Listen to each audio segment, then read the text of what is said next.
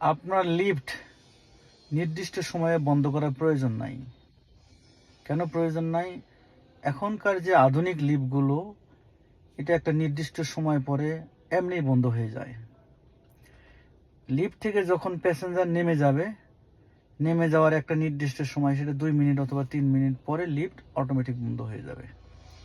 Lift আপনি বন্ধ করতে পারেন সেটা একেবারেই রাতে, যখন রাত্রি 11টা অথবা 12টা বেজে গেল, বাসায় আর কোনো লোক আসার নাই, সেই ক্ষেত্রে আপনি লিফটকে টপ ফ্লোরে বাটনে চাপ দিলেন, লিফট টপ ফ্লোরে চলে গেল, নিচের থেকে আপনি সার্কিট ব্রেকার বন্ধ করে দিলেন। শুধু এইভাবেই বন্ধ করতে পারেন।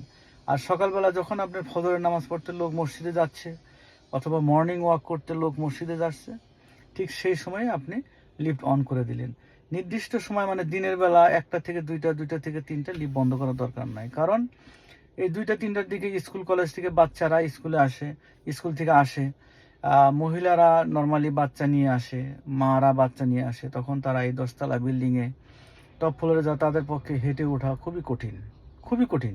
এই বাচ্চার ব্যাগ প্রায় 10 কেজির মতো ওজন, এটা কাঁধে নিয়ে এই 10তলায় ওঠা খুবই কঠিন। তাই আমি আপনাদেরকে বলবো, আপনারা যারা ভবন মালিক আছেন, কর্তৃপক্ষের দৃষ্টি আকর্ষণ করছি যে আপনারা এখন যে লিফটগুলো ব্যবহার করতেছেন সেগুলো বন্ধ করার কোনো দরকার নাই। লিফট অটোমেটিকই বন্ধ হয়ে যায়। সেক্ষেত্রে আপনার বিদ্যুৎ বিল সেভ হয়। আপনারা তো বিদ্যুৎ বিল সেভ করার জন্যই তো লিফটটা বন্ধ করেন, তো বন্ধ করার দরকার নাই। নির্দিষ্ট সময়ে সে এমনি বন্ধ হয়ে যায়। আর মনে রাখবেন, এইসব জিনিস চললেই ভালো থাকে, বরং বন্ধ করলে আরও ক্ষতি হয়।